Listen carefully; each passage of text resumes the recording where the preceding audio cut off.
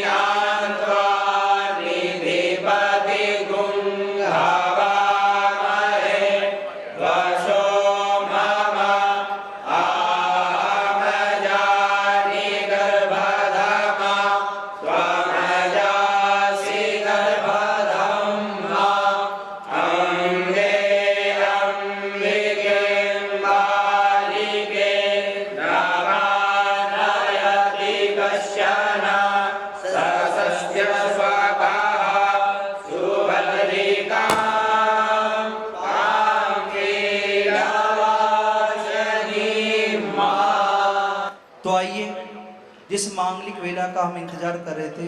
श्रीमद् भागवत ज्ञान सप्ताह यज्ञ के तृतीय दिवस की पुण्य पावन वेला में आइए चलते हैं व्यास जी महाराज के सादर चरणों में। सानंदे मानंदे वने वसंतम आनंद कंदम हते पाप वृंदम वाराणसी नाथि मनाथे नाथम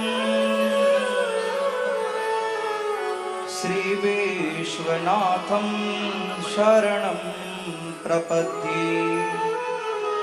वैष्णव में परम वैष्णव भगवान भवानी शंकर को प्रणाम करते हुए आइए चलते हैं व्यास जी की शरण में। राधे राधे। स्वस्ति श्री गणेशाय नमः।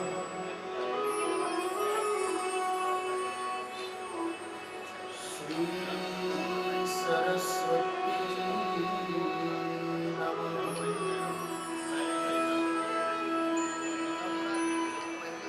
श्री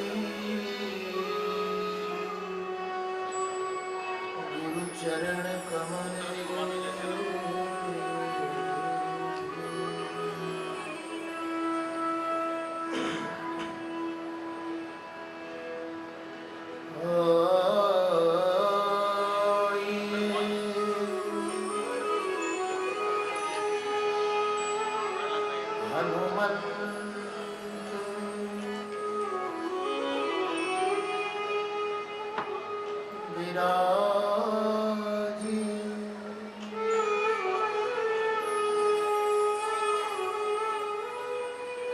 कथा कहूँ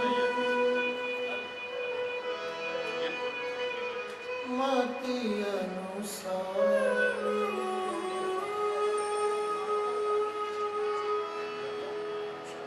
प्रेम सहित गादी धरो।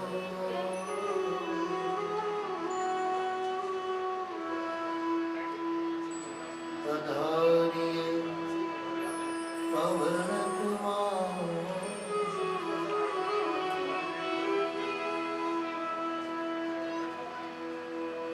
सियावर रामचंद्र की जय।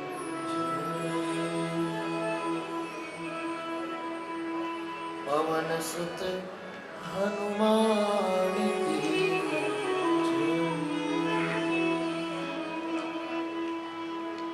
बोलो भाई सब संतन की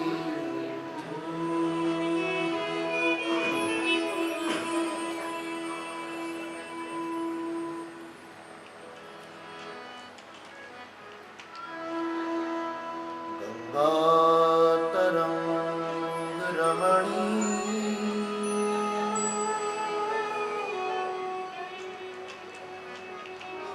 जटा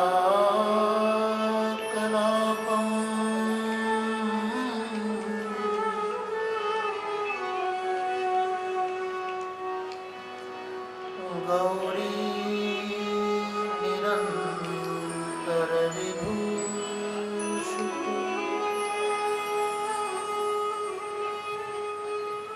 वाम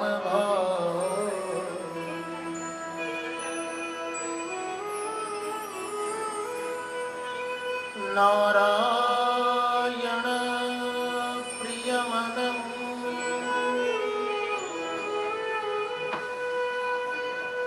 मदापहारम्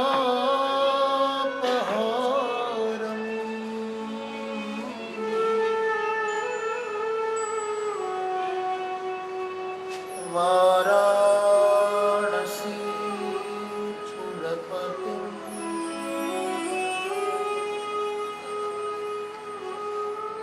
भज विश्वनाथ।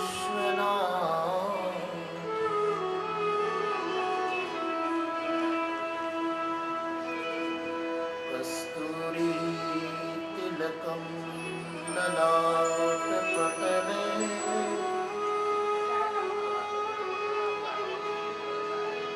वक्षस्थले कौस्तुभम्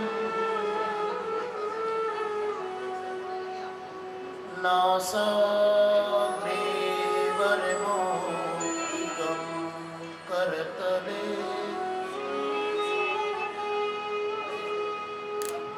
वेणुः करे कङ्कु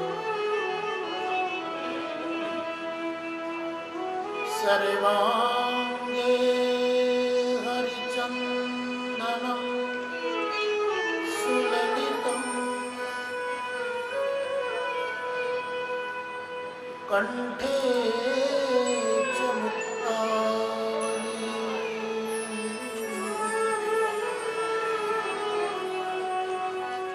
गोपस्त्री परिवेष्टितो विजयते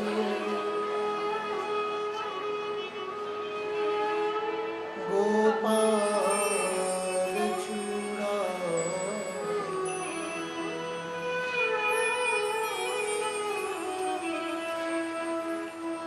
अस्ति स्वस्तरुणी कराग्रविगल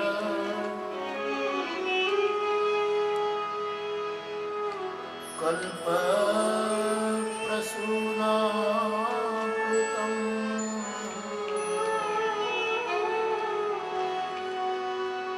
वस्तु प्रस्तुतवेणुनादलहरी निर्वाण निर्व्याप्ति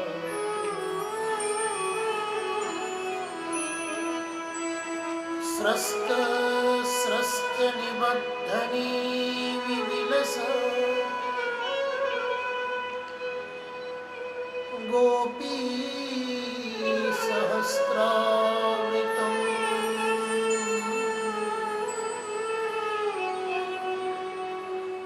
हस्तन्यस्तनतापवर्गमखिलो दारं किशोरा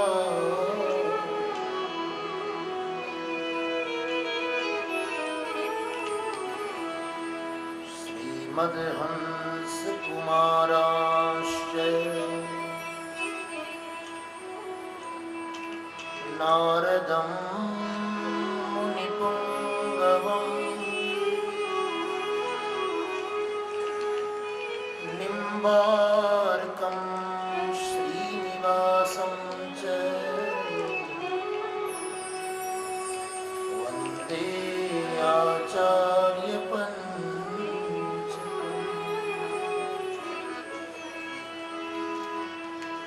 हरे राम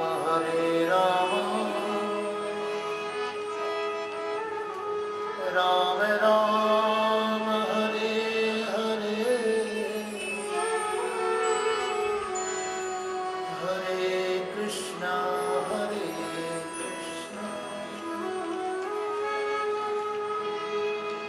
कृष्ण कृष्ण हरे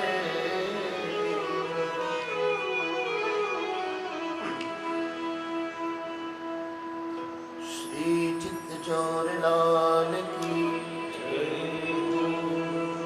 श्री द्वारिकाधीश की श्री भागवत महापुराण की श्री सुखदेव भगवान की सद्गुरु देव की ओम नमः पार्वती पतये हर हर महादेव शंभो।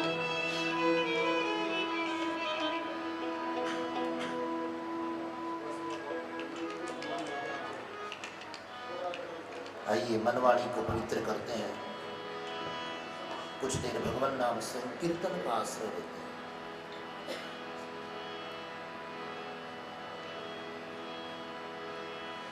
राम राघव राम राघव राम राघव रक्षमां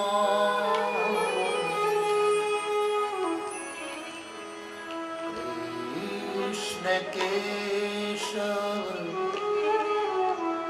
कृष्ण केशव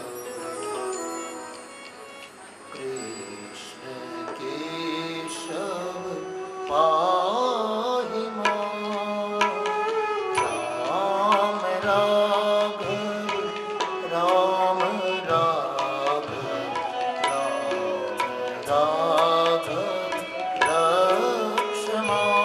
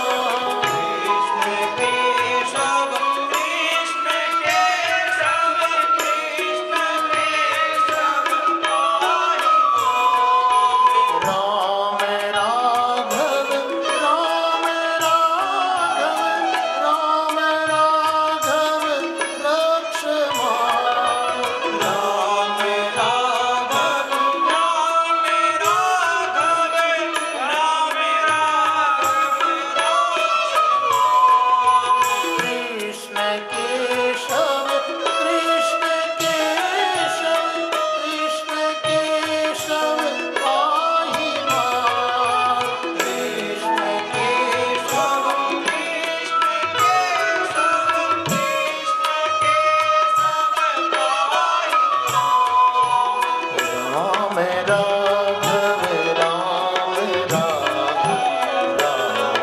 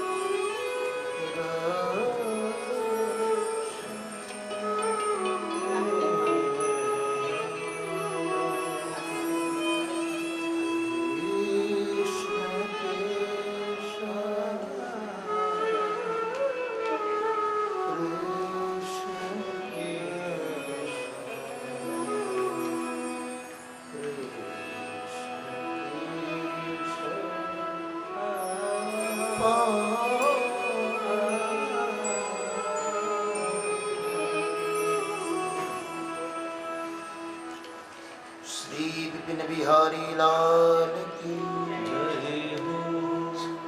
श्री वृंदावन बिहारी लाल की जय हो।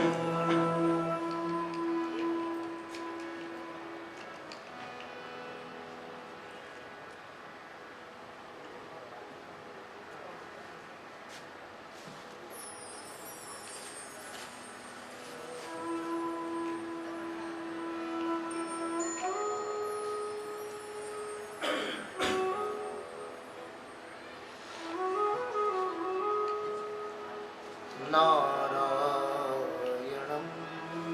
नमस्कृत्य नरं चैव नरोत्तमं देवीं सरस्वतीं व्यासं ततो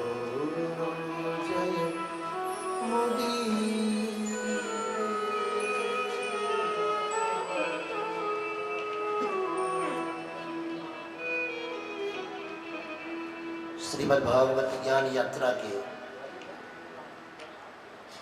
तीसरे दिन की कथा में सर्वप्रथम भगवान श्री चित्तचोर लाल जी के चरणों में प्रणाम। पूज्य विप्र चरणों के प्रति नमन। यजमान चतुष्टय को हार्दिक अभिनंदन और साथ ही इस कथा के प्रसाद से आनंद की प्राप्ति करने वाले समस्त श्रोताओं का बहुत बहुत स्वागत। आइए भगवान की मंगलमयी कथा में प्रवेश करते हैं। कल की कथा के अंतिम क्षणों में गुरु तत्व की चर्चा हुई। बड़ा सुंदर भाव है।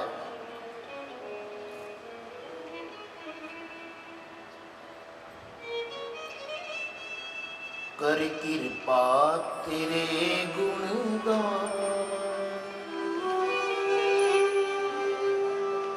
कर कृपा तेरे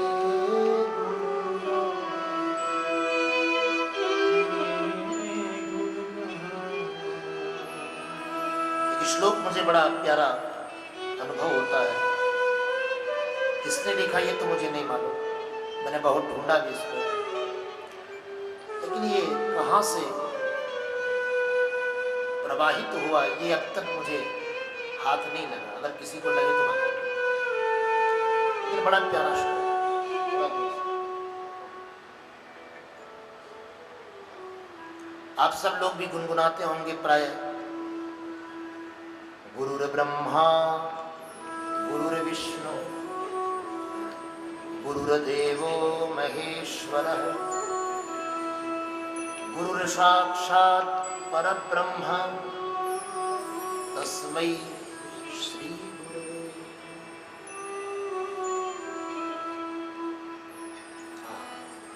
बड़ा प्यारा है। और जिसने भी कहा है, कुछ बातें यदि अंतर मन तक पहुंचाई जाए तो उसकी व्याख्या करना बड़ा मुश्किल हो जाता है। और सच कहूं, अंतर मन की बात को वाणी तक पहुंचाना भी अपने आप में बहुत बड़ा परिश्रम है। संभव नहीं।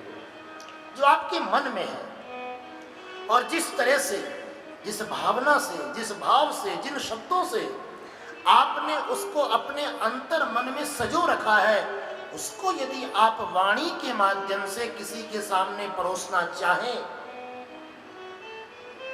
मेरा दावा है कुछ तो उसके स्वाद में कमी हो ही जाती है। जब आप मन से अनुभव की जाती है, अंतर मन से इसका रस लिया जा सकता है।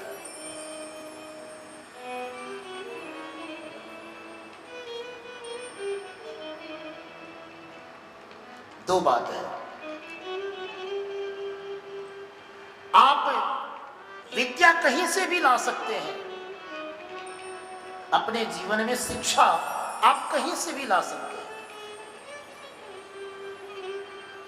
लेकिन प्रज्ञा सब जगह नहीं मिलती।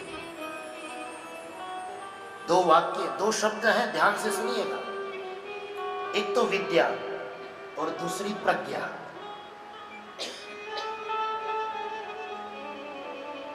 विद्या मतलब नॉलेज।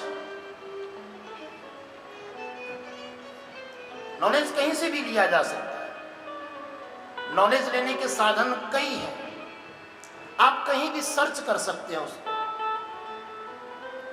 नॉलेज कहीं भी मिल सकता है। लेकिन प्रज्ञा, प्रज्ञा को अगर मैं सामान्य लैंग्वेज में कहूं तो विजडम, ये बड़ा अच्छा अर्थ। विजडम किसी भी वस्तु की जानकारी होना, ये उसकी शिक्षा है, ये उसकी विद्या है। लेकिन उस जानकारी को कहां उपयोग करना, ये उसकी प्रज्ञा है। ये पुष्प है, ये किस चीज का पुष्प है, ये कौन सा पुष्प है, ये जान लेना, ये विद्या है। ये गुलाब का पुष्प है, लेकिन इसको क्या करना है, इसका क्या उपयोग करना है, ये प्रज्ञा है। विद्या आप कहीं से भी ले सकते हैं, विद्या कोई भी दे सकता है। मैं प्राय कथाओं में एक दृष्टांत देता हूं, जिसको सुनने से शायद और सरलता बन जाए। जीवन में एक तो होता है गुरु और एक होता है सदगुरु।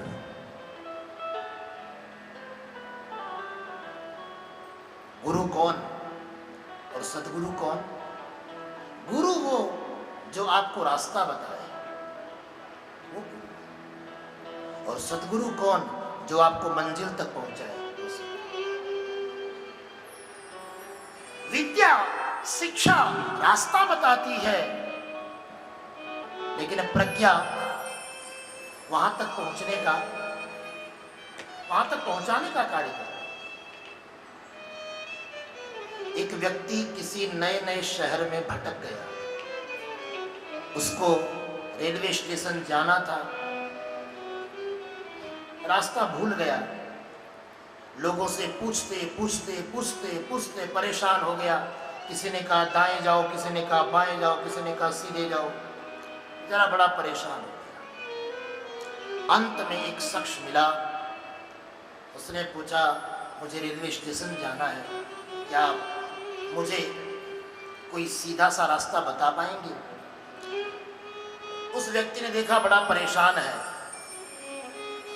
उसने कहा आपको रेलवे स्टेशन जाना है? बोले हाँ।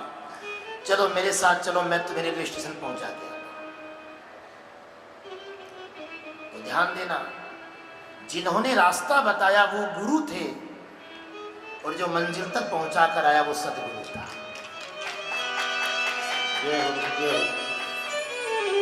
गुरु रास्ता बता सकते हैं, लेकिन मंजिल तक नहीं पहुंचा। और जरूरी नहीं आपको बताए हुए सारे रास्ते आपकी मंजिल तक ले जाए, ऐसा समझ। इसलिए विद्या और प्रज्ञा में यही फर्क है साहब। विद्या आप कहीं भी ले सकते हो।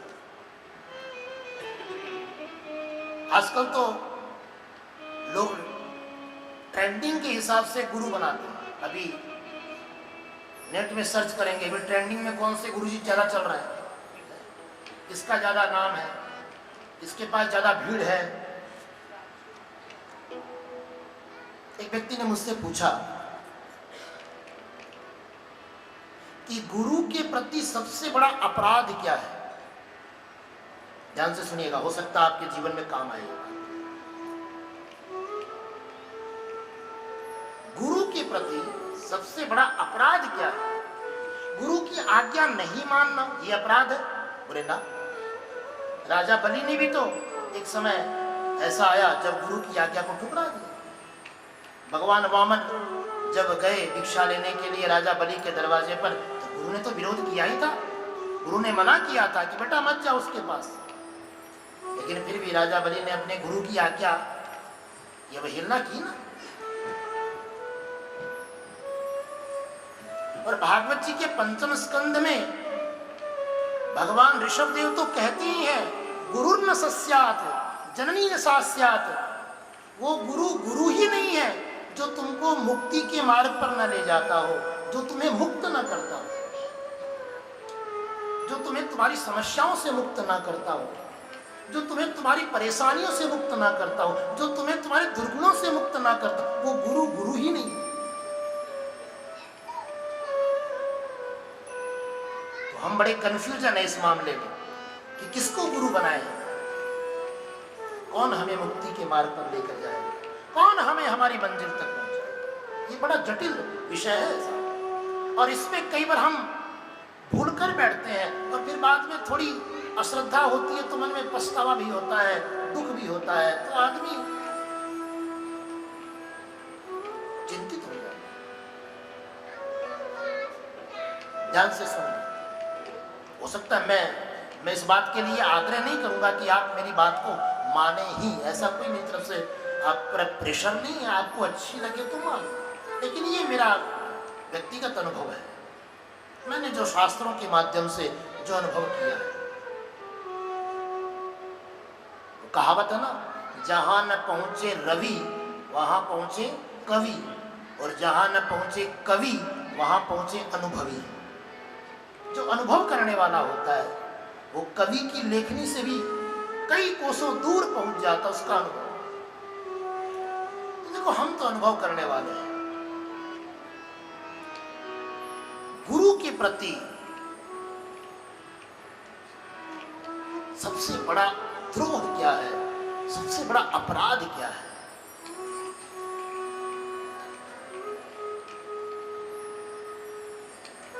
हमारे जीवन में गुरु तत्व के प्रति,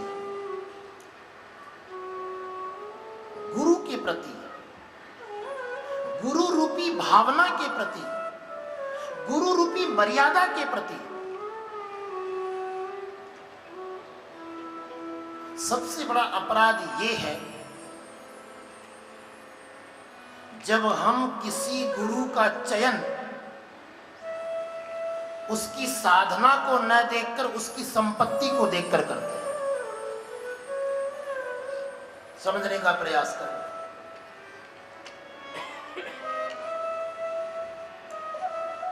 हम गुरु के प्रति अपराध तब करते हैं जब उसके एकांत को न देखकर उसकी भीड़ को देखकर उसका चयन करते हैं। अरे इनके पास तो खूब भीड़ है, इनके तो फॉलोवर्स खूब है, ये तो इन बड़े बड़े लोगों से घिरे रहते हैं। ये हमारा जो चयन करने का जो ये प्रणाली है, ये जो मापदंड है, ये गलत है। यहीं पर हम सबसे बड़ा गुरु का अपराध करते हैं, क्योंकि सदगुरु का चयन उसके वैभव को देखकर नहीं, उसके भजन को देखकर किया जाता है, उसकी साधना को देखकर किया जाता है। साहब आपको एक अच्छा स्पीकर चाहिए तो आप उसकी स्पीच सुनेंगे, आप उसकी अच्छी स्पीच देखेंगे। आपको एक अच्छा पेंटर चाहिए तो उसकी पेंटिंग देखोगे। आपको एक अच्छा पंडित चाहिए तो उसका पांडित्य देखोगे। ऐसे यदि आपको सद्गुरु चाहिए तो उसकी समाधि, उसकी साधना, उस पर आपको चिंतन करना। और ये चीजें नेट पे नहीं दिखाई जाती, इन चीजों की ट्रेंडिंग नहीं होती है साहब, क्योंकि सद्गुरु तो एकांत में वास करता है। वो लाइमलाइट से दूर रहता है, वो चकाचौंध से दूर ही रहता है, वो साधना में रहता है, वो भीड़ में नहीं रहता है, वो तो एकांत में रहता है। इसलिए कहा है बड़े सुंदर भाव से, गुरुर ब्रह्मा गुरुर विष्णु। गुरु ब्रह्मा है। गुरु ब्रह्मा क्यों है? जो हमारे जीवन में आध्यात्म की सृष्टि करता है, इसलिए गुरु ब्रह्मा है। ब्रह्मा जी का काम क्या है? सृष्टि करना, सृष्टि को उत्पन्न करना, ये ब्रह्मा जी का काम है। जनरेटर, सृष्टि को बनाना। हमारे जीवन में जो आध्यात्मिकता है, जिसने इसका निर्माण किया है, वो हमारा ब्रह्मा ही हमारा गुरु है। जीवन तो सबका अपने अपने तरीकों से है ही, लेकिन इस जीवन में आध्यात्मिकता की शुरुआत, जिससे इंप्रेस होकर हमने आध्यात्मिकता में प्रवेश किया, जिसने हमारी मन बुद्धि की दिशा को आध्यात्म की मार्ग की ओर जोड़ दिया है, हमारे जीवन में अध्यात्म की सृष्टि की है, वो ब्रह्मा रूपी हमारे गुरु है। इसलिए गुरु ब्रह्मा। गुरु विष्णु भी है। विष्णु क्या करते हैं? ऑपरेटर करते हैं, पालन करते हैं, संचालन करते हैं। सृष्टि का संचालन भगवान विष्णु करते हैं। गुरु भी हमारे जीवन में अपने द्वारा प्रदत्त उस आध्यात्मिक ऊर्जा के माध्यम से हमारा संचालन करता है। इसलिए गुरु विष्णु है। गुरुदेवो महेश्वर है। कभी कभी आवश्यकताएं पड़ने पर हमारे जीवन के दुर्गुणों का संहार करने की शक्ति जिसमें वो है, वो हमारा शिव रूपी सद्गुरु है। शिव क्या करते हैं? संहारी तो करते हैं। और देखो, किसी बड़े समझदार व्यक्ति ने अनुभव किया है, इस जीवन की सबसे पहली गुरु यदि कोई है तो वो माँ है कि नहीं? माँ सृष्टि भी करती है, माँ पालन भी करती है और माँ संहार भी करती है। कभी कभी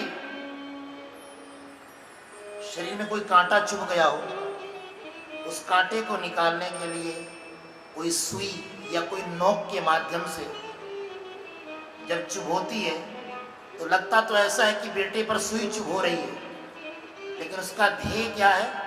जो अंदर कांटा गया उसको निकाल, यही तो संहार है। उसके दुखों का, उसकी पीड़ा का संहार कर रही है।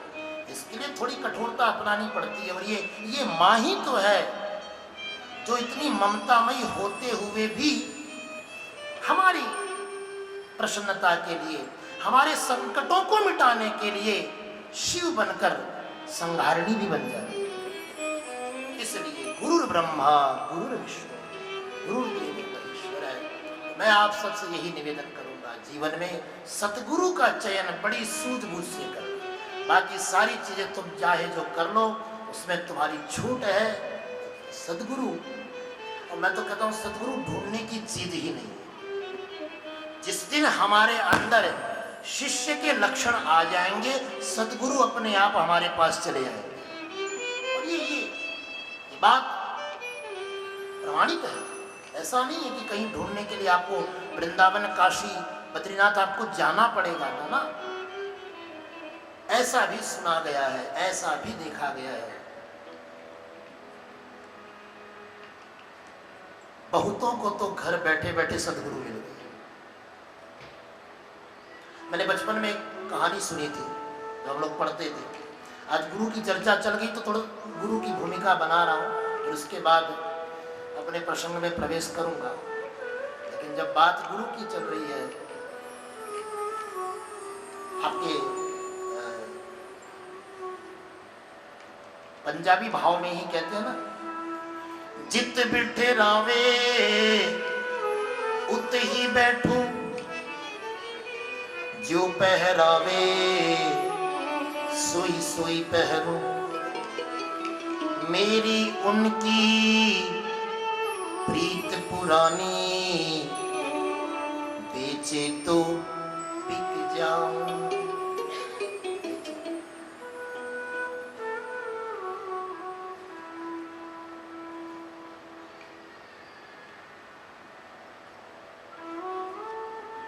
गुरु संग देता है, गुरु रंग देता है और गुरु ढंग भी देता है। और यदि हमारे अंदर योग्यता हो तो गुरु हमारे पास आकर हमें देता है। कहीं जाने की आवश्यकता। राजा भर्तृहरि की एक बात मुझे याद आती है, मैंने बचपन में पढ़ी थी। नीति शतकम एक ग्रंथ है हमारे यहाँ, जिसको हम लोग स्कूल में पढ़ा करते थे। कितनी सुंदर शिक्षा प्रणाली थी पहले, कि बचपन से ही ऐसे ग्रंथों का आश्रय दे दिया जाता था कि कुछ लाइफ मैनेजमेंट की बातें तो हम उन पुस्तकों में पढ़ते पढ़ते सीख जाते थे।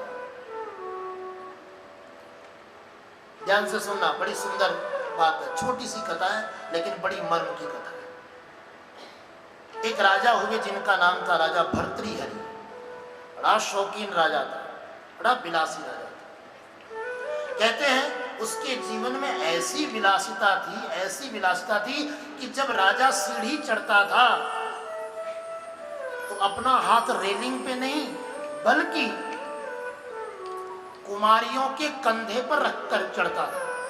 ऐसी उसकी विलासिता थी, कुमारियों के कंधे पर हाथ रखकर सीढ़ियां चढ़ता था। और राजा भर्तृहरि ने एक ग्रंथ लिखा जिसका नाम है श्रृंगार शतकम। इस ग्रंथ की विशेषता यह है, कहते हैं बड़े से बड़ा योगी भी अगर उस ग्रंथ को अच्छी तरह पढ़ ले तो वो वैरागी भी रागी बन जाता है। ऐसी उस ग्रंथ की श्रृंगार शतकम। एक दिन राजा के दरबार में एक महात्मा आए। महात्मा ने राजा को एक फल दिया प्रसाद में। कई बार कोई महापुरुष हमारे घर में आते हैं तो हम इच्छा रखते हैं कि उनके हाथ से कुछ प्रसाद मिलना चाहिए। इस भाव से राजा ने इच्छा की और उन महात्मा ने एक प्रसाद राजा को दिया और कहा, सुन राजा, ये प्रसाद बड़ा अनुपम है, इसको सामान्य फल मत समझना। इस फल की ये विशेषता है, जो इसको खाएगा वो कभी बूढ़ा नहीं होगा, वो हमेशा जवान होगा, उसकी सुंदरता कभी नष्ट नहीं होगी, हमेशा। राजा बड़ा खुश हुआ, आज तक मैंने ऐसे फल को कभी सुना नहीं महाराज, ये बड़ा विलक्षण बात आपने बताई। बोले हाँ, तू खा के देखना।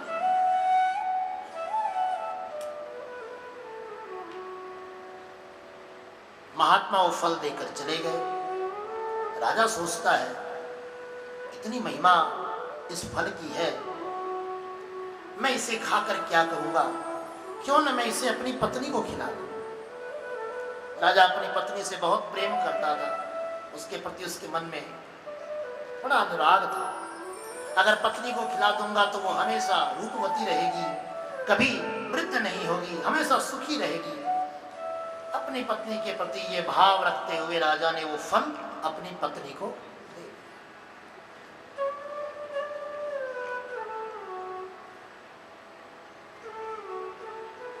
पत्नी ने पूछा, इस फल की क्या विशेषता है?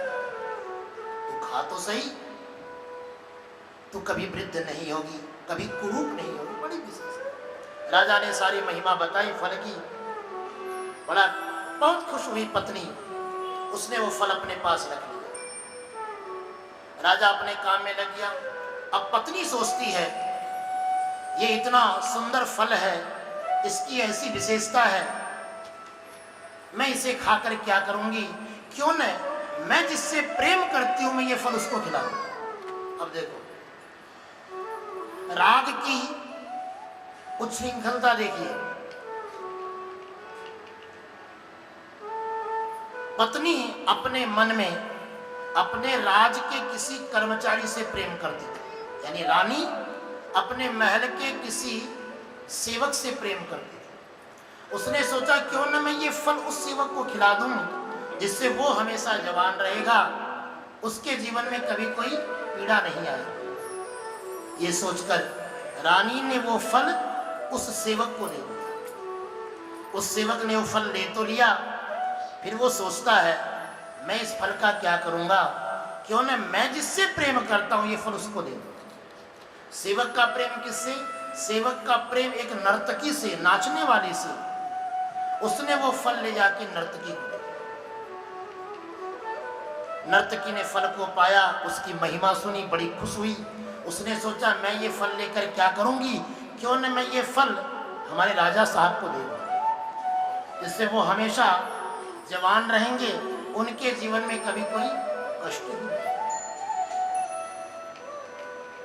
घूम फिर कर वो फल वापस राजा के पास।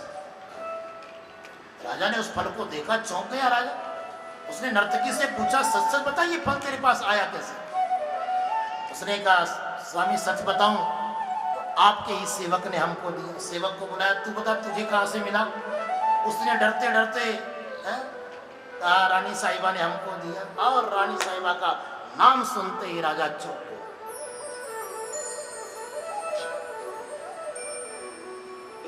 राजा के मन में वैराग उत्पन्न,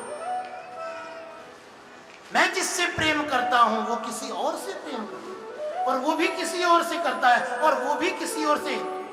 आखिर में ये काम भी कितना चंचल है। देखो भला ऐसे काम से किसी को लाभ हो सकता है, जिस पे कोई विश्वास ही नहीं कर सकता। उसी समय राजा के मन में समूचा राग नष्ट हो जाता है, और फिर उसी राजा भर्तृहरि ने एक दूसरा ग्रंथ लिखा जिसका नाम है नीति शतकम, जिसमें ये श्लोक, जिसमें ये चर्चा आती है। तो कहने का तात्पर्य ये है कि गुरु तो घर बैठे भी तुम्हें मिल जाए। जो सतगुरु होंगे वो घर बैठे भी हम पर कृपा करेंगे, जैसे राजा भर्तृहरि पर कृपा करें। इसलिए सतगुरु कहीं सर्च करने की वस्तु नहीं है। सतगुरु तो चिंतन करने की वस्तु है, चिंतन करने का भाव है। महात्मा परीक्षित के जीवन में आज ये अवस्था आई। ऋषि का श्राप मिला, सोच में पड़ गया राजा परीक्षित क्या करना चाहिए।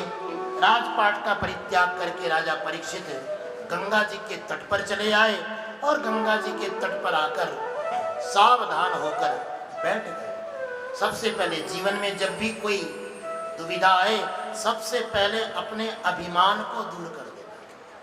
यही राजा परीक्षित के जीवन से दर्शन प्राप्त हुआ। गंगा के तट पर जब आए तो अनेक ऋषि मुनि राजा का स्वागत करने के लिए अपने अपने आश्रमों से बाहर निकले हैं। चक्रवर्ती सम्राट महाराज परीक्षित को इस प्रकार एक महात्मा के वेश में, एक सामान्य वेश में, राज चिन्हों से रहित देखकर सभी महात्मा चौंक गए। सबने पूछा क्या बात है महाराज, आपकी ये स्थिति कैसे बनी? परीक्षित ने सारी चर्चा सुनाई।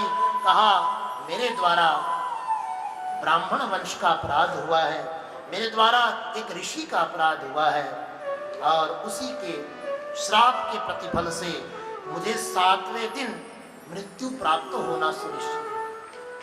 इसलिए हे महात्माओं, मैं आप सबकी शरण में आया हूँ।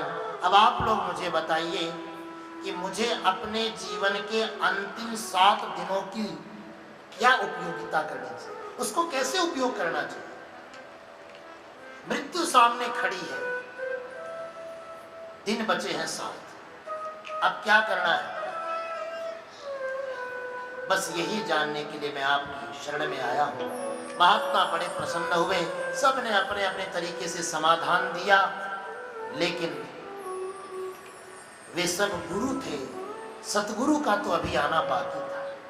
और प्रकट हुए सतगुरु, तत्राभवत भगवान व्यास पुत्र है, भगवान व्यासनंदन, जिनके पिताजी भी उसी सभा में बैठे हैं, जिनके दादा भी उसी सभा में बैठे हैं। ऐसे व्यासनंदन पराशर के पौत्र श्री सुखदेव जी महाराज का वहां प्रागट्य होता है। कैसे सुखदेव जी महाराज हैं? यम प्रव्रजंत मनुपेतमपेत कृत्यम। इनकी चर्चा बड़ी अद्भुत है। कहते हैं इन्होंने 12 वर्ष तक अपनी मां के गर्भ में निवास किया। यूं तो गर्भस्थ शिशु 10वें महीने में बाहर आ जाता है, लेकिन ये शिशु 12 वर्ष तक अपनी मां के गर्भ में बैठा रहा। क्या मां को पीड़ा नहीं हुई? बोले नाना, पीड़ा नहीं हुई मां। यही तो विशेषता है, क्योंकि ये कोई सामान्य जीव थोड़े है। कौशिकी संहिता में कथा आती है, भगवान शंकर का कृपा पात्र है। पूर्व जन्म में एक तोते के रूप में हिमालय के क्षेत्र में अर्ध चेतना में पड़ा था। भगवान शंकर अपनी पत्नी पार्वती को भगवान की दिव्य मंगलमयी कथा का पान करा रहे थे, श्रवण करा रहे थे। उसी क्रम में इस शुक ने भी भगवान की वो दिव्य कथा का श्रवण कर लिया, जिसके प्रभाव से इसके जीवन में अद्भुत चेतना आ गई, इसके जीवन में अद्भुत प्रकाश हुआ। जब भगवान शंकर को पता चला कि इस सामान्य जीव ने भगवान के उस दिव्य मंगलमय कथा को ग्रहण कर लिया, भगवान शंकर को बड़ी चिंता हुई। कुछ लोग तो ऐसा कहते हैं कि भगवान शंकर उसको मारने भी दौड़े, लेकिन ऐसा नहीं है। हो सकता है कुछ भाव अपने अपने हो, लेकिन मेरा भाव ये है, उन्हीं दिनों भगवान वेदव्यास भगवान शंकर की तपस्या कर रहे थे पुत्र प्राप्ति के लिए। देवी भागवत में ये चर्चा आती है। भगवान शंकर ने वेदव्यास जी को पुत्र के रूप में आशीर्वाद दिया, पुत्र होने का आशीर्वाद दिया, और उनके आशीर्वाद से जो पुत्र हुआ वो पुत्र यही शुक था। इसी शुक को भगवान वेदव्यास की पत्नी पिंगला के गर्भ में प्रवेश कराया। कहा चलो इसको विद्या तो मिल गई, लेकिन अब इस विद्या का उपयोग कैसे करना है, इसकी प्रज्ञा होना भी जरूरी है। तो कम से कम इसके माता पिता, इसका परिवार यदि संस्कारी होगा तो ये इस विद्या का दुरुपयोग नहीं करेगा। सज्जन व्यक्ति और दुर्जन व्यक्ति में यही तो फर्क है। विद्या विवादाय धनम मदाय शक्तिं च तस्मै परपीडनाय। यदि किसी दुष्ट व्यक्ति को विद्या मिल जाए तो वो उस विद्या का क्या उपयोग करता है? बोले वो विवाद करता है, बात बात पर लोगों को टोकना है, अपनी विद्वत्ता दिखाना, ऐसे नहीं ऐसे होता है, यूं नहीं ऐसे होता है। विद्या विवादाय। यदि दुष्ट व्यक्ति के पास विद्या आ जाए तो वो उसका उपयोग करता है विवाद के लिए, दूसरे को नीचा दिखाने का। धनम मदाय, यदि दुष्ट व्यक्ति के पास धन आ गया तो उस धन का उपयोग करता है मद दिखाने के लिए, अहंकार दिखाने के लिए, प्रदर्शन करने के लिए, लोगों को नीचा दिखाने के लिए। और शक्तिं च तस्मै परपीडनाय, यदि किसी दुष्ट व्यक्ति में शक्ति का प्रवेश हो जाए तो वो उसका प्रयोग करता है दूसरों को पीड़ा देने। तो जीवन में गुणों का आना बड़ी बात नहीं है, उन गुणों का उपयोग कैसे करना है ये जानना बड़ी बात है। और यही फर्क है विद्या और प्रज्ञा में, यही फर्क है। विद्या आप कहीं से भी ले सकते हैं, आजकल तो ऐसे ऐसे संसाधन है, आप YouTube पे, आप गूगल पे सर्च करो। गूगल को तो लोग बोलते हैं गूगल गुरु, आजकल बहुतों के गुरु गूगल है, गूगल गुरु। आप विद्या कहीं से भी ले सकते हैं, लेकिन उस विद्या का उपयोग कैसे करना है ये तो कोई सदगुरु ही बताता है। ये प्रज्ञा सदगुरु से ही भगवान शंकर ने सोचा यदि व्यासदेव के वंश में इसका जन्म होगा तो विद्या का दुरुपयोग नहीं होगा। भगवान वेद व्यास के पुत्र के रूप में उस शुक को भेज दिया।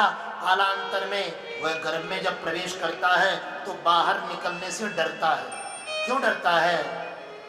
कहता है कि बाहर निकलेंगे तो ये संसार की माया हमको पकड़ लेगी, हमको जकड़ लेगी। यह संसारे खलु दुस्तारे कृपया पारे पाहि मुरारे, भज गोविंदम भज गोविंदम गोविंदम भज मूढ़मते। आदि शंकराचार्य कहते हैं अपने चरपट पंजरिका स्तोत्र में, इसलिए शुकदेव डरता है, इसलिए वो बालक बाहर निकलने से डरता है। लेकिन स्वयं भगवान ने आकर उसको सांत्वना दी, अरे तू डरता क्यों है? तूने तो मेरी कथा सुन रखी है, और जब कथा तुझे प्राप्त हो गई, जिसको कथा मिल जाए उसको कोई व्यथा नहीं रहती है। जिसको कथा मिल जाए, कथा नजरिया बदल देती है, कथा दृष्टिकोण बदल देती है। कथा दुखों को दूर नहीं करती है, बल्कि दुखों को देखने का नजरिया बदल देती है। और मैंने कहा ना, ये कुंती जी के जीवन का दर्शन है। कुंती बुआ क्या कहती है? विपदः सन्तु नः शश्वत्। हे प्रभु, मैं तो चाहती हूँ कि मेरे जीवन में विपत्तियां ही विपत्तियां आए। क्यों? क्योंकि विपत्तियों में हमको तुम नजर आते हो।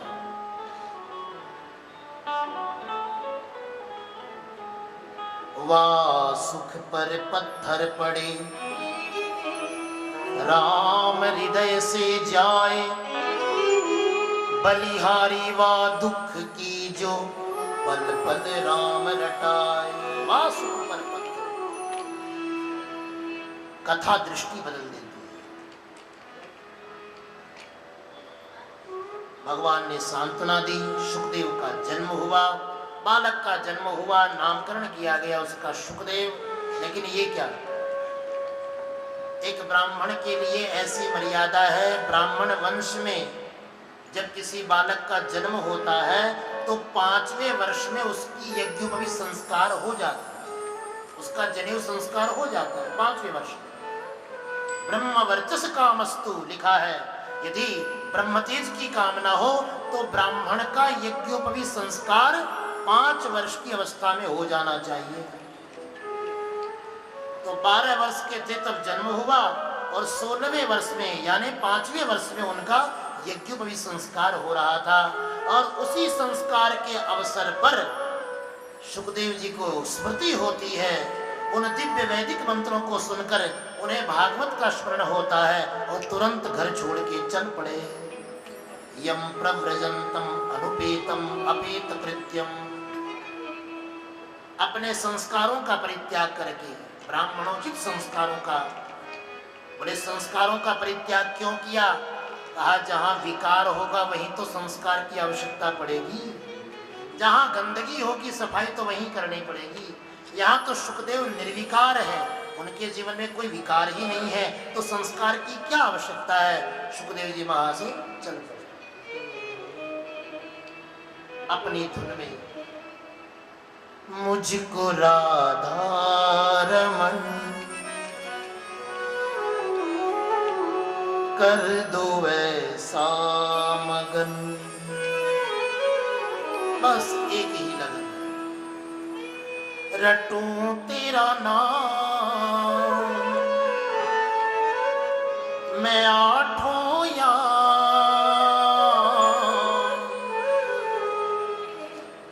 रटूं तेरा नाम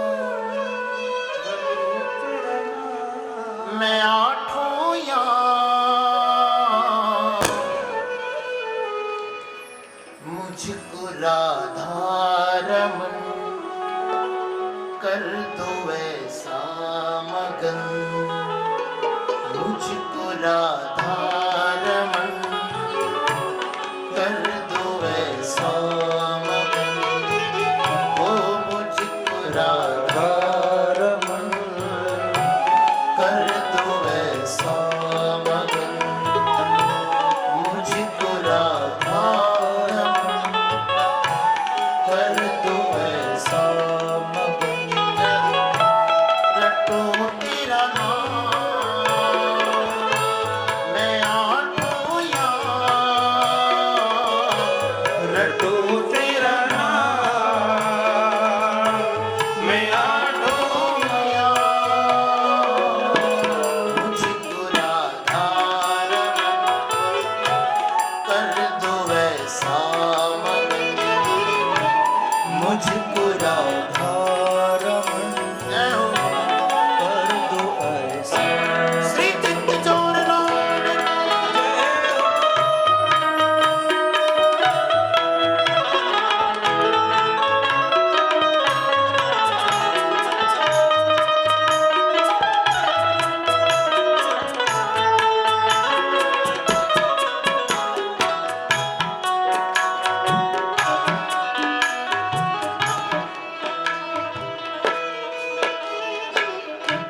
करुणा निधान मुँह पे कृपा कर लीजिए, करुणा निधान मुँह पे कृपा कर लीजिए, पास बिठा के मोहे सेवा सुख दीजिए, पास बिठा के मुझे सेवा सुख दीजिए, पास बिठा के मोहे सेवा सुख दीजिए, भावों से भर दो मन गाऊं तेरे भजन, भावों से भर दो मन गाऊं तेरा भजन रटूं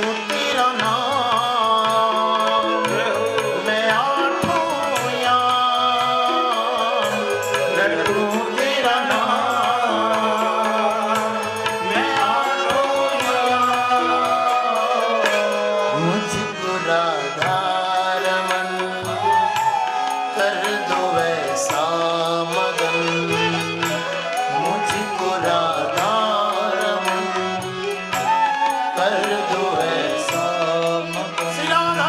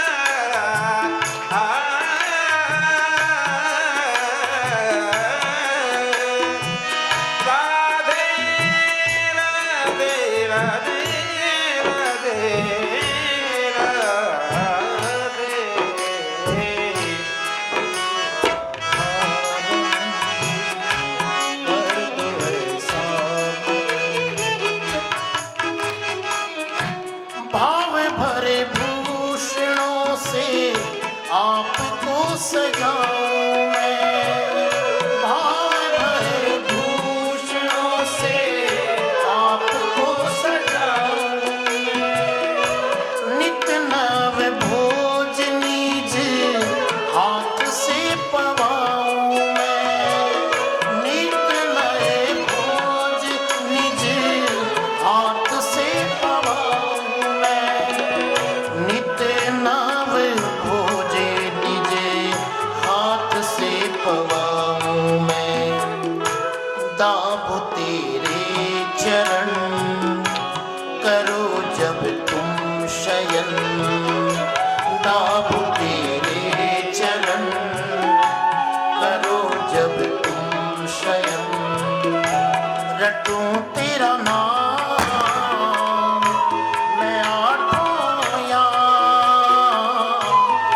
रटू तेरा नाम, मैं आठों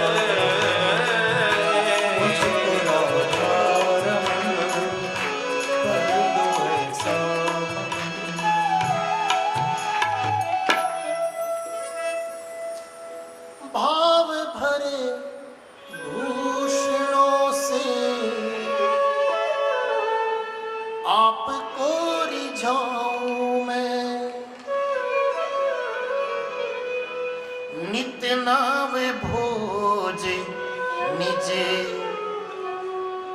हाथ से पवाऊं मैं, दाबू तेरे चरण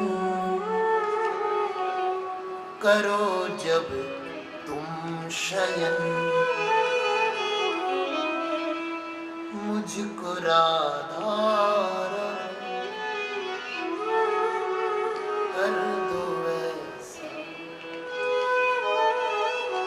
तुमने ही तो कहा था कि तुम्हारी माया हमको नहीं जकड़ेगी, ये कहाँ उलझा रहे हैं? योगियों के लिए तो कर्म में जाना ही एक प्रकार से बंधन है। छोड़ दिया सुखदेव जी ने, यज्ञोपवीत संस्कार से भी निवृत्त होकर चल पड़े। पिता वेदव्यास बुढ़ापे में एक ही तो बेटा हुआ और वो भी होते ही चल पड़ा। दुख तो होता ही है पिता को। विरह कातर आजू हावे, अपने 18 महापुराण ग्रंथों के द्वारा संसारी के लोगों को परमात्मा की ओर भेजने वाले, संसार के राग को नष्ट करने वाले आज सुखदेव के लिए भगवान वेदव्यास स्वयं रागी बन गए। मैंने कहा ना, आप अपने आप को बिल्कुल इरेज कर ही नहीं सकते। कुछ भी कर लो, आप हो सकता है मुझे खुश करने के लिए बोल दो, हाँ महाराज तुम जो कहोगे हम कर, लेकिन कोई भी व्यक्ति अपने परिवार के प्रति, अपने संसार के प्रति राग छोड़ ही नहीं सकता। ठीक है, कथा के माहौल में बैठे हैं तो एक भाव बन गया, बात है ना। इसलिए भागवत कहती है अपने आप को इरेज मत करो, जो है उसको रखो, लेकिन उसमें थोड़ा परिवर्तन करो। मेरे गुरुजी एक कथा सुनाते थे। एक कोई व्यक्ति जो किसी संप्रदाय से दीक्षित था, फिर एक दिन संजोग से कोई दिव्य महात्मा की सानिध्य उसको प्राप्त हुई। वो उस महात्मा की जीवनचर्या से बड़ा प्रभावित हुआ, बड़ा प्रसन्न। उसके मन में यह भाव हुआ, उसने उन महात्मा से निवेदन किया कि मैं आपको गुरु बनाना चाहता हूँ, मैं चाहता हूँ आप मेरे सदगुरु बन जाए। यद्यपि मैं दीक्षित हूँ, मैंने पहले से गुरु बना रखा है, लेकिन मेरी इच्छा है कि मैं आपका कुछ सानिध्य पाना चाहता हूँ, मैं आपसे कुछ मंत्र लेना चाहता हूँ, आपसे कुछ प्रसाद लेना चाहता हूँ। महात्मा ने कहा चलो कोई बात नहीं, तेरी भावना है तो ठीक है, उसके लिए कोई मनाही थोड़े। दत्तात्रेय भगवान ने तो 24 गुरु बनाए थे, भागवत जी में वर्णन है 11वें स्कंद में। दत्त भगवान के 24 गुरु, कोई दोष नहीं। अगर तुझे कहीं से कुछ मिल रहा हो तो लेने में क्या दोष है। उसने उनको गुरु बना दिया। संयोग से वो दोनों गुरु, जिनका वो पहले शिष्य था वो गुरु और जिनको बाद में बनाया, ये दोनों आपस में कुछ परिचित थे। तो जब पहले वाले गुरुजी को पता चला कि अब ये उनके पास जाता है, तो उसने अपने चेले को बुलाया एक दिन, कहा बेटा एक काम करेगा? बोले हाँ गुरुजी कहो। कहा मैं तुझे एक जल से भरा हुआ बर्तन दूंगा, वो तू अपने गुरु के पास ले जा। ठीक है, एक मटका पानी का भर के उन्होंने अपने शिष्य को दे दिया। कहा ले ये तेरे जो दूसरे गुरुजी हैं उनके पास ले जा। चेले ने पूछा इसके साथ कुछ कहना है, उनको कुछ मैसेज देना है? बोले नहीं नहीं कुछ कहना मत, बस ये दे देना, कहना उन्होंने मेरे गुरुजी ने भिजवाया है। तो चेले ने पूछा गुरुजी मैं समझा नहीं इसका मतलब। बोले बेटा तू ले जा, मैं अपने आप बाद में समझा दूंगा। वो ले गया, ध्यान से सुनना। गुरुजी के पास ले गया। गुरुजी ये मेरे गुरुजी ने आपके लिए भेजा है जल से भरा हुआ पात्र। गुरुजी ने कहा अच्छा ठीक है लाओ। उन्होंने लिया और अपने कमरे में ले गए और थोड़ी देर बाद वो वापस उसी बर्तन को, जल से भरे हुए को लेकर लौटे और शिष्य को पकड़ा दिया। कहा ये ले तेरे गुरुजी को वापस दे दे। चेला समझ में नहीं आया ये क्या माया है। उन्होंने भी यही जल दिया, यही पात्र दिया, ये भी यही जल और यही पात्र दे रहे हैं, चक्कर क्या है? पूछा गुरुजी इसमें कुछ रहस्य? बोले बेटा तेरे गुरुजी सब बता दे, तू जाओ। वो जल से भरा हुआ मटका वापस ले आया, लेकर आया पहले वाले गुरुजी के पास। तो पहले वाले गुरुजी ने कहा क्या हुआ? बोले गुरुजी लेकर गया था, उन्होंने वापस आपको लिए भेज दिया। अच्छा ठीक है। तो गुरुजी ने एक दूसरे बर्तन से उसमें से थोड़ा सा जल निकाला और उसको पी लिया। पीने के बाद उनके चेहरे पर मुस्कान आ गई। अपने शिष्य को आशीर्वाद दिया। बोले बेटा तू बिल्कुल सही जगह पहुंचा। कहा गुरुजी मतलब तो समझाओ इसका, ये हुआ क्या? ये जल इधर से उधर करने का मतलब क्या था? बोले बेटा मैं तेरे गुरु की परीक्षा ले रहा था। मैंने पहले जल से भरे हुए मटके के माध्यम से ये मूक संदेश उन तक पहुंचाया कि तूने जिस मटके को अपने पास बुलाया है या रखा है वो तो पहले से ही मेरे द्वारा भरा हुआ है, उसमें तूने किया क्या? तू जिसको अपना शिष्य बनाकर बैठा है, तूने जिस मेरे शिष्य को अपना बना लिया, अपना शिष्य बना लिया, वो तो पहले से भरा पड़ा था। उस मटके को तो मैंने पहले से ही जल भर रखा था, उसमें तू डालेगा क्या और कैसे डालेगा? अगर तू और कुछ उसमें डालेगा, उसमें ऐड करेगा तो वो तो वापस गिर जाएगा। तो ठीक है, लेकिन वापस गुरुजी ने जो भेजा इसका मतलब? बोले तेरे गुरु ने इसके अंदर चीनी मिला के भेज दिया। उन्होंने संदेश दिया है कि तुमने जो मटका भरा था उसमें कोई रस नहीं था, कोई स्वाद नहीं था, लेकिन मैं जो मटका भिजवा रहा हूं और उसमें मैंने मिठास मिला दी। तो अपने आप को इरेज नहीं करना है, जो भरे हुए हो उसको भर के रखो, खाली उसकी दिशा बदलनी है। बस उस राग को बनाए रखो, उस प्रेम को बनाए रखो, बस खाली उसका भाव बदलो, यही उद्देश्य। मुझको राधा रमन कर दो ऐसा। और जब भगवान वेदव्यास ने देखा कि पुत्र तो बिल्कुल परम योगी बन चुका है, उसके जीवन में इन सब विषयों से कोई लेन देन नहीं है, तो उन्हीं वेदव्यास ने बड़ी सूझबूझ के साथ भागवत जी के श्लोक सुना सुनाकर सुखदेव को वापस बुलवाया। कथा आती है, भगवान वेदव्यास के शिष्य जो है सुखदेव जी के निकट जाकर भागवत जी के श्लोकों का गान करते, गुनगुनाते, उनको सुनकर सुखदेव जी बेहाल हो जाते। उनका जो वैराग्य था, उस वैराग्य में कृष्ण का राग मिल जाता, कृष्ण का अनुराग उसमें प्रवेश कर जाता।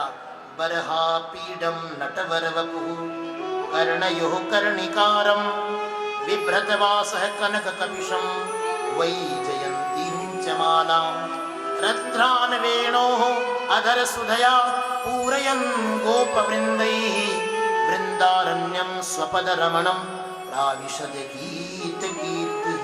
ऐसे बड़े सुंदर सुंदर जिनमें भगवान कृष्ण के दिव्य सौंदर्य का वर्णन है, जिन श्लोकों में भगवान के दिव्य सौंदर्य का वर्णन है, ऐसे सुंदर श्लोकों को जब सुखदेव सुनते तो उनका ध्यान टूट जाता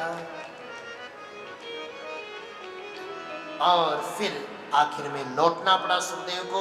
अपने पिता के पास रहकर भागवत जी की 18,000 श्लोकों का अध्ययन किया और आज वही सुखदेव अपने शिष्य परीक्षित को सुनाने के लिए गंगा तट पर आए।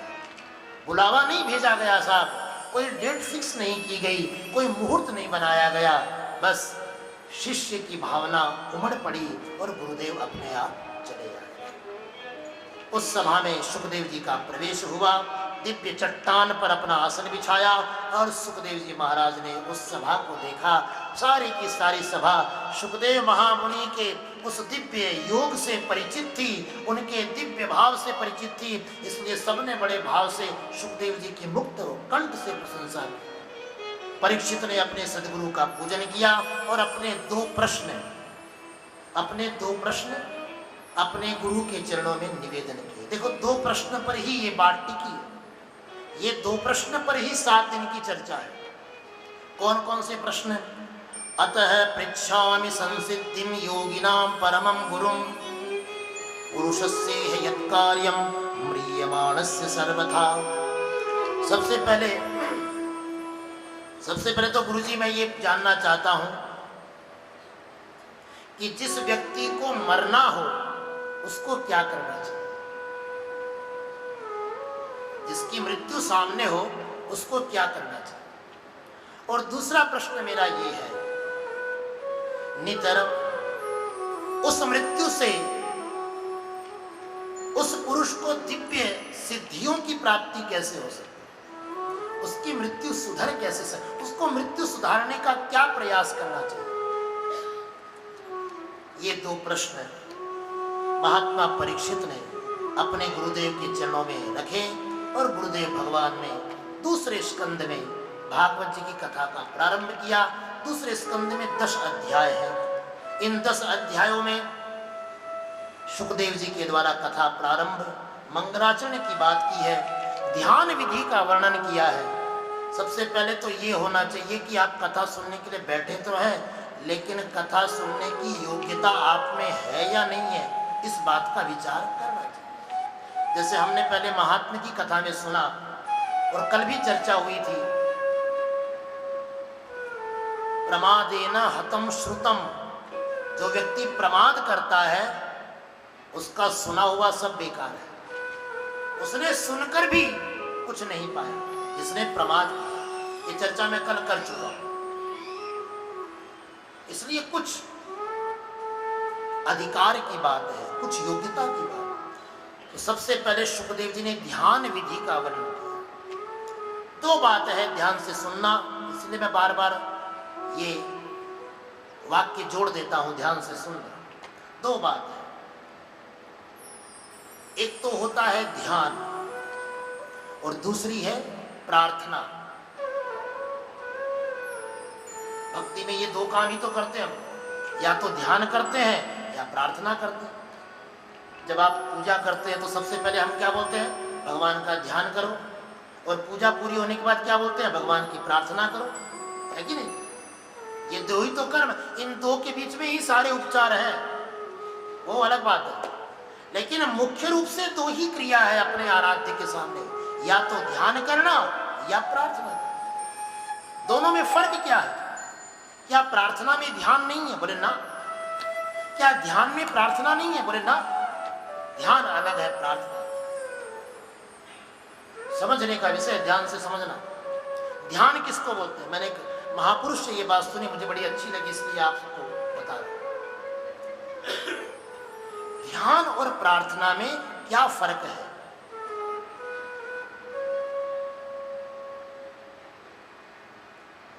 जब तुम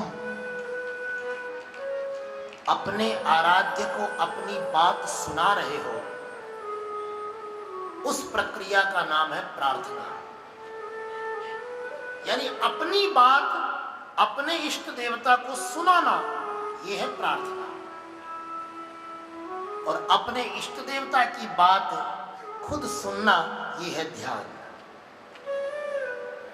ध्यान में आप सुनते हैं और प्रार्थना में आप सुनाते हैं। इसलिए तो प्रार्थना में हम अनेक प्रकार के अलंकार लगाकर, है ना, गजाननम भूत गणादि सेवितम, ये अलग अलग भगवान के जो रूप हैं, जो दर्शन है, उसका गान करते हुए भगवान की प्रार्थना कर रहे हैं। लेकिन ध्यान में क्या करते हैं? बिल्कुल शांत होकर बैठ जाते हैं। उस समय जब तुम ध्यान कर रहे होते हो, उस समय अपने परमात्मा से सुनते हो। वो जो कह रहे हैं वो तुम सुनते हो। और जब तुम प्रार्थना करते हो, उस समय तुम अपनी बात उनको सुनाते हो। ये फर्क है। इसलिए कथा में ध्यान से सुनने का मतलब, इस समय हमारे परमात्मा कुछ कह रहे हैं, हमें सुनना है, इस समय सुनना है, इसलिए ध्यान से सुनना। शुकदेव जी ने सबसे पहले ध्यान विधि का वर्णन किया, किस तरह अपने मन को अपने ध्यान को एकाग्र किया जा सकता। जितासनो जितश्वासो जितसंगो जितेन्द्रियः स्थूले भगवतो रूपे मनः संधारयेत् धिया। ये ध्यान करने की विधि है। अगर किसी को चाहिए तो आप ले सकते हैं, बड़े काम की बात है। ध्यान कैसे लगाया जा सकता है? आजकल तो दुनिया भर के सेंटर बने हुए हैं इस चीज के लिए, लेकिन जरूरी नहीं है कि वहां हम ध्यान लगा पाए। ध्यान लगाने के लिए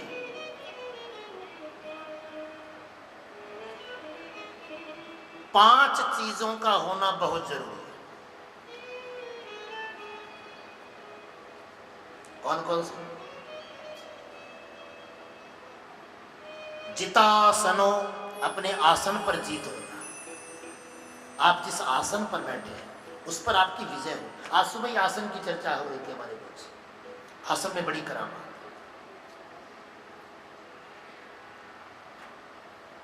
और वैसे भी पूजा प्रणाली में तो ये सिद्धांत भी है कि मनुष्य को आसन, साधक को एक ही आसन रखना चाहिए। जपमाला भी एक ही होनी चाहिए, बदल के नहीं। आपका आसन भी एक होना चाहिए, आपकी माला भी एक होनी चाहिए, आपका मंत्र भी एक होना चाहिए और आपका आराध्य भी एक होना चाहिए। एक आसन, जिसने आसन को जीत लिया, आसन। जरूरी नहीं है आप पद्मासन लगा के बैठे हैं, या आप मयूरासन लगा कर बैठे हैं, या आप कूर्मासन लगा के बैठे। ये सब अपना अपना सिद्धांत। सबसे बड़ी बात है सुखासन हो, जिसमें बैठकर आपको सुख मिले, आपका ध्यान भंग न हो। ऐसे आसन, ऐसा आसन जितासन। जितश्वासो, श्वास का क्रम। इसके लिए प्राणायाम आदि करते ही है योग में। जितासनो जितश्वासो। जित संगो, संग अच्छा होना चाहिए, आपकी संगत अच्छी होनी चाहिए। आपके पास जो लोग हैं उनके बीच जो वार्तालाप है, जो विषय की चर्चा है, उसके अनुरूप होनी चाहिए। जितेंद्रिय है, इंद्रियों पर विजय पर। कई बार तो मैं सोचता हूं तो कह भी देता हूं। कहने को तो वो व्यक्ति सिगरेट पी रहा है, लेकिन यथार्थ ये सिगरेट उसको पी रही है।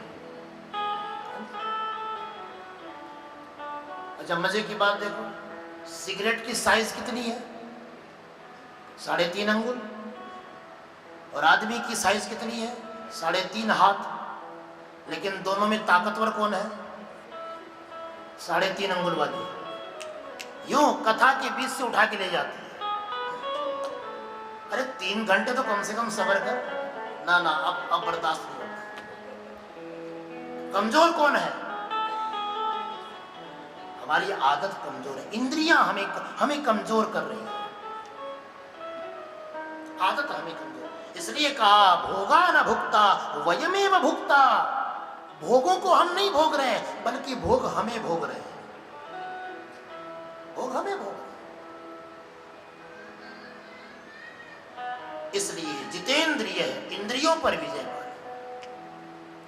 और स्थूले भगवतो रूपे, भगवान के दिव्य स्थूल रूप पर आपका मन केंद्रित होना चाहिए। मैं एक बार मुझे शौक चढ़ा, बंसल जी, एक बार मुझे शौक लगा कि मैं भी ड्राइविंग सीखूं। तो मैं गया, एक वो ट्रेनिंग स्कूल में गया, ट्रेनर के पास। उसने मुझे बड़े सुंदर तरीके से कहा, आप लोग भी ध्यान से सुनिएगा, मैंने फिर उसको अपनी कथा में ऐड भी किया। उसने कहा देखो महाराज, गाड़ी चलाने की एबीसीडी क्या है पता है? A for escalator, B for brake, C for clutch और D फॉर ड्राइवर। क्यों, ऐसा ही तो है ना? हालांकि मैंने सीखा नहीं फिर बाद में, मैं तो आपसे समझ रहा हूं। और D फॉर ड्राइवर। आप गाड़ी चलाते समय इन चारों चीज को अच्छी तरह से समझ लो। आपकी गाड़ी में एस्केलेटर बढ़िया होना चाहिए, तभी तो गाड़ी स्पीड ले पाए, ध्यान होना चाहिए। लेकिन खबरदार, ऐसे ही ब्रेक मत लगा, तो थोड़ा क्लच का सहारा लेना उसके साथ, तो क्लच को भी समझना है, तो गाड़ी चलेगी कैसे? तो इन चारों, आपके जीवन में गति भी होनी चाहिए, लेकिन गति के साथ साथ कहीं पर संयम भी जरूरी है। बेधड़क चले जा रहे हो, बेरोक टोक चले जा रहे हो, वो भी अच्छी बात है। कहां पर ब्रेक मारना है ये समझ होना जरूरी है। और ब्रेक के साथ क्लच का तारतम्य बना रहे। क्लच क्या है? क्लच विवेक है, मन है गति, बुद्धि है ब्रेक, क्लच है चित्त, और ड्राइवर है अहंकार। ड्राइवर अहंकार, मन बुद्धि चित्त अहंकार, ये 4 चीजें तो चलाती है शरीर को। इन चारों को जीतना है, इन चारों की दिशा सही करनी है। यदि ये चारों की दिशा सही है तो ध्यान अपने आप लग जाएगा, फिर आपको ज्यादा परिश्रम करने की आवश्यकता नहीं। ये ध्यान विधि का वर्णन किया, मुक्ति का वर्णन किया, 2 प्रकार की मुक्ति बताई। चतुश्लोकी भागवत का वर्णन, 2 प्रकार की मुक्ति का मतलब, एक तो सत्यो मुक्ति, दूसरी क्रम मुक्ति। सत्यो मुक्ति का मतलब तत्काल मुक्त हो जाना, और क्रम मुक्ति का मतलब आराम से। एक बार तो सुखदेव जी ने परीक्षित से कहा कि 7 दिन बाकी है ना, जा वापस चला जा, 7वें दिन आना मेरे पास। जब तेरे मरने की सिर्फ 2 घटी बच रही हो, 2 घटी का मतलब 48 मिनट, तुझे 48 मिनट बाद मरना है, उस समय मेरे पास आना, मैं 48 मिनट में ही तेरी मुक्ति करवा दूंगा, इतना ही काफी। लेकिन परीक्षित ने कहा नहीं महाराज, मैं चाहता हूं कि ये 7 दिन बड़े उत्सव के साथ बीते।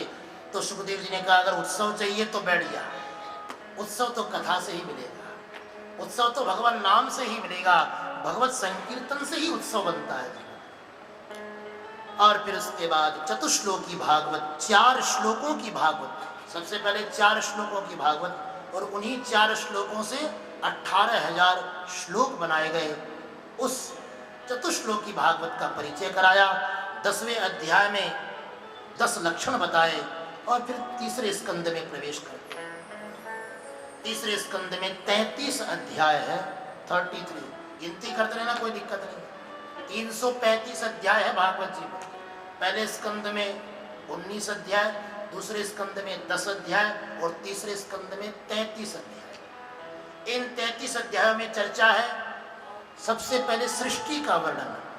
आओ शुरुआत में चलते हैं, बात जहां से प्रारंभ हुई वापस वहीं चलना है, क्योंकि समस्या जहां से होती है ना, उसका समाधान भी वहीं मिलता है ना। चाबी जहां से लॉक हुई है वहीं से खुलेगी, इसलिए सृष्टि के आदि काल में प्रवेश करते हैं और वहां से सृष्टि की व्याख्या होती है। सबसे पहले जब संपूर्ण सृष्टि जलमग्न थी, उस समय इस जलमग्न सृष्टि में एक अंडे से भगवान नारायण का प्रादुर्भाव हुआ। ये प्रसंग विदुर जी और मैत्रेय जी के मध्य हरिद्वार में हो रहा है, जिसकी चर्चा सुखदेव जी यहाँ कर रहे हैं। विदुर जी मैत्रेय जी से हरिद्वार में ये कथा सुन रहे हैं। उस कथा की ओट में सुखदेव जी ये चर्चा परीक्षित को सुना रहे हैं। सबसे पहले आदि काल में जब संपूर्ण सृष्टि जलमग्न रही, उस समय एक अंडा इस जलमग्न सृष्टि में पड़ा था। उस अंडे के भीतर से एक अद्भुत पुरुष प्रकट हुआ, जिसे परम पुरुष कहते हैं। वो परम पुरुष कौन था? कहते हैं वो जल में निवास करता है, इसलिए लोग उसको नारायण कहते हैं। नार कहते हैं जल को, जल का संस्कृत नाम है नार। तस्मिन अयनम, उस नार में यानी उस जल में जिसका निवास है उसको कहते हैं नारायण।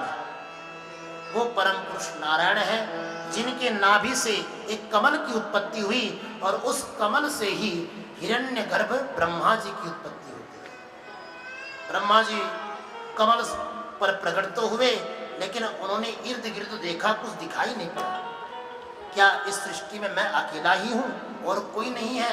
इसी उधेड़ बुन में ब्रह्मा जी ने अपने मूल आधार को ढूंढने का प्रयास किया, लेकिन कई वर्ष बीत गए, ब्रह्मा जी की खोज पूरी नहीं हुई। ब्रह्मा जी से कहा, ब्रह्मा जी सृष्टि का कार्य, सृष्टि आपको बढ़ानी है, सृष्टि का विस्तार आपको करना है। ब्रह्मा जी ने कहा, सृष्टि का विस्तार तो मैं कर दूंगा, लेकिन उन सब की व्यवस्था कैसे होगी? भगवान ने कहा, वो हम देख लेंगे, हमारा काम पालन करने का है। आप तो उत्पन्न किए जाओ, आप तो सृष्टि किए जाओ, उसको पालन करना, उसको सहेजना, ये हमारी जिम्मेदारी है। तो ब्रह्मा जी ने सबसे पहले मानसी सृष्टि की, जिसमें ब्रह्मा जी के 10 मानस पुत्र कहलाते हैं। ब्रह्मा जी के 10 मानस पुत्रों की सृष्टि हुई और इन 10 मानस पुत्रों की सृष्टि से ब्रह्मा जी को कुछ असंतुष्टि होती है। मरीचि, अत्रि, अंगिरसौ, पुलस्त्य, पुलह, क्रतु, भृगुरवसिष्ठो, दक्षस्य, दशमस्तत्र नारदः। ध्यान से सुनिएगा, सृष्टि का क्रम क्या है? 4 प्रकार की सृष्टि है। सबसे पहली सृष्टि है कौमार सृष्टि, जिसमें सनक, सनंदन, सनातन और सनत कुमार, ये 4 पुत्र सबसे पहले ब्रह्मा जी ने जन्म दिया। लेकिन इन चारों ने ही सृष्टि के प्रसंग को आगे बढ़ाने से मना कर दिया। कहा, देखो पिताजी, हमको ये सब पचड़े में मत उलझाओ, हम तो हमेशा भगवत चिंतन में लगे रहना चाहते हैं। और वैसे भी सनकादिक भगवान के ही अवतार है। भगवान का सबसे पहला अवतार ही सनक, सनंदन, सनातन और सनत कुमार के रूप में, सनकादिकों के रूप में। कौमारी सृष्टि हुई, लेकिन इस सृष्टि ने विस्तार में कोई सहयोग नहीं किया। ब्रह्मा जी को थोड़ा दुख हुआ, श्राप दे दिया अपने चारों पुत्रों को, जाओ तुम हमेशा बालक ही बने रहो। अब चारों और खुश हो गए, बोले ये तो अच्छी बात है, क्योंकि भक्ति में वैसे भी बालक ही बनना चाहिए। भक्ति में तो बालक ही बने रहो, कभी भी जवान मत बनो, कभी भी बूढ़े मत बनो। हालांकि लोग ये सोचते हैं कि भक्ति तो बुढ़ापे में करने का विषय है, लेकिन नहीं, भक्ति में तो हमेशा बालक ही हो। अमानिना मान देना। ब्रह्मा जी को क्रोध हुआ, इसी क्रोध से रुद्र की उत्पत्ति हुई। 11 रुद्र जिनकी हम पूजा करते हैं ना, 11 रुद्र, ये 11 रुद्रों की उत्पत्ति हुई। लेकिन ये भी सृष्टि मन को संतोष देने वाली नहीं थी, इसलिए ब्रह्मा जी ने 10 मानस पुत्रों को जन्म दिया। इसमें मरीचि, अत्रि, अंगिरस, पुलस्त्य, पुलह, क्रतु, भृगु, वशिष्ठ, दक्ष और नारद, ये 10 पुत्र हुए मानसी सृष्टि में।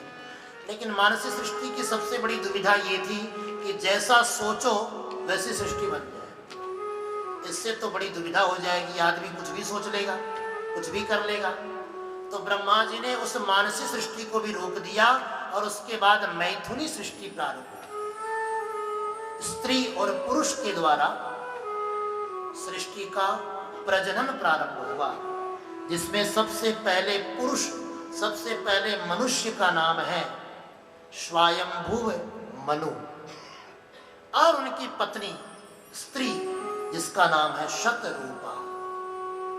देखो ये मनु है, इनका नाम है मनु, इसलिए हम लोग मनुष्य कहलाते हैं, इसीलिए हम लोग मानव कहलाते हैं, क्योंकि हम मनु की संतान हैं। वयम मनुपुत्राः, हम मनु के पुत्र हैं, इसलिए हम मानव कहलाते हैं, इसलिए हम मनुष्य कहलाते हैं। उनकी पत्नी का नाम शतरूपा था। उन दोनों को आदेश हुआ कि जाओ पृथ्वी लोक में जाकर सृष्टि का विस्तार करो, लेकिन उस समय पृथ्वी लोक अपने स्थान पर विराजमान नहीं थी। कहाँ गई पृथ्वी लोक? यहाँ पर कुछ कथाएं पूर्व में हो चुकी है, कुछ घटनाएं घट चुकी है। कैसी घटना? कहते हैं कि ब्रह्मा जी के एक मानुष पुत्र है मरीचि, इन मरीचि के पुत्र है कश्यप, और कश्यप जी की 16 पत्नियां हैं। इन 16 पत्नियों में एक पत्नी का नाम है दिति। इस दिति के गर्भ से 2 दैत्य उत्पन्न हो गए। वैसे तो कश्यप ऋषि हैं, लेकिन उनकी जो संतान हुई वो राक्षस क्यों हुई? क्योंकि इसके लिए एक कारण है। ये कारण क्या है? ध्यान से सुनना। चत्वारिमानि कर्माणि संध्यायाम परिवर्जयित, सायंकाल के समय 4 कर्म भूल कर भी मत करना, अन्यथा उसका दुष्परिणाम बड़ा दुष्कर होता है। कौन कौन से? आहारम, भोजन करना, मैथुनम, समागम करना, स्वाध्यायम, अध्ययन करना, और निद्रा, शयन करना। ये 4 कर्म सायंकाल के समय कभी न करें। दिति ने दुर्भाग्य से, दुर्बुद्धि से सायंकाल के समय अपने पति से गर्भाधान करवाया, जिसके प्रभाव से उसके गर्भ से 2 दैत्यों की उत्पत्ति होती है, जिनके नाम है हिरण्याक्ष और हिरण्यकशिपु। इसमें जो हिरण्याक्ष है उसी ने पृथ्वी का हरण किया और समुद्र में जाकर विलीन कर दिया, और फिर कालांतर में उस समुद्र की रक्षा के लिए भगवान वराह का प्राकट्य होता है। बोलिए वराह भगवान की जय हो। ब्रह्मा जी की नासिका से भगवान नारायण का ये दिव्य अवतार, जिसको वराह अवतार कहते हैं, शूकर के रूप में भगवान ने ये अवतार लिया। और भगवान का ये वराह अवतार भाद्रपद मास के शुक्ल पक्ष की पंचमी के दिन मध्याह्न के समय, ध्यान से सुनना, अगर किसी को वराह भगवान का बर्थडे मनाना हो तो आप लिख सकते हैं, भाद्रपद मास के शुक्ल पक्ष की पंचमी को मध्याह्न के समय भगवान का वराह अवतार हुआ। चारों वेद जिनके हैं, चारों पद पूजनीय, जिनके कराल दंत काल के समान है। प्रकट हुए जो चतुरानन की नासिका से, प्रकट हुए जो चतुरानन की नासिका से, आए कर गर्जना वराह भगवान है। वो आए कर गर्जना वराह भगवान है। आइए वराह भगवान को प्रणाम करते हैं, फिर उसके बाद आगे बढ़ते हैं। आए करे गर्जना वराह भगवान, आए करे गर्जना वराह भगवान है। ओ आए करे गर्जना वराह भगवान है। आए करे गर्जना वराह भगवान है। चारों वेद जिनके हैं, चारों पद पूजनीय, चारों वेद है जिनके चारों पद पूजनीय, जिनके कराल दंत काल के समान है। जिनके कराल दंत काल के समान है। प्रकट हुए जो चतुरानन की नासिका से, प्रकट हुए जो चतुरानन की नासिका से, प्रकट हुए जो चतुरानन की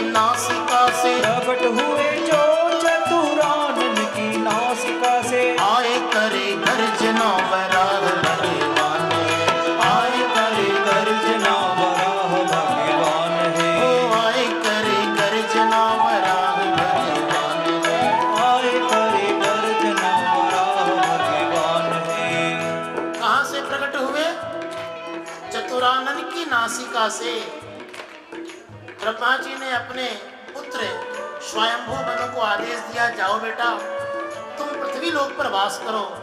बेटा ने कहा, पिताजी कहाँ है पृथ्वी लोक, हमें तो दिखाई नहीं पड़ रही है, आप ढूंढ के दो। ब्रह्मा जी को चिंता हुई, ध्यान से देखा तो पता चला, अरे ये तो हिरण्याक्ष उस पृथ्वी को ले जाकर समुद्र में डुबो रखा है उसने। इसी चिंता में भगवत स्मरण होता है, मन ही मन स्मरण करते हैं, प्रभु तुमने कहा था कि तुम्हारे सामने किसी प्रकार का विघ्न आएगा तो हम उसे दूर करेंगे, इस विघ्न को दूर करिए।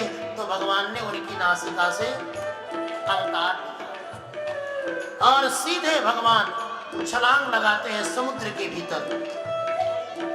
आए करे गर्जना वराह भगवान है, आए करे गर्जना वराह भगवान है, ओ आए करे गर्जना वराह भगवान है, आए करे गर्जना वराह भगवान है।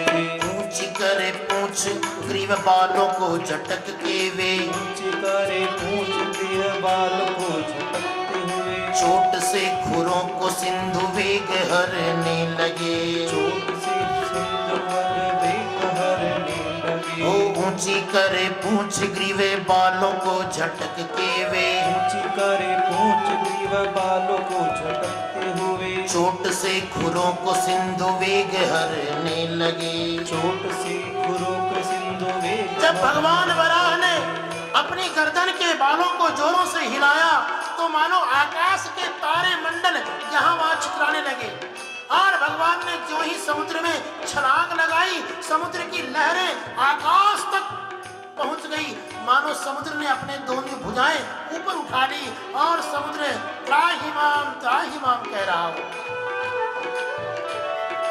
ऊंची करे पूछ ग्रीवे बालों को झटक के वे, ऊंची करे पूछ ग्रीव बालों को झटकते हुए, चोट से खुरों को सिंधु वेग हरने लगे, चोट से खुरों सिंधु वेग हरने लगे। पृथ्वी को उबारने व लाने को रसातल से, पृथ्वी को उबारने व लाने रसातल से, पृथ्वी को उबारने व लाने को रसातल से, पृथ्वी को उबारने व लाने को रसातल से, आए करे गर्जना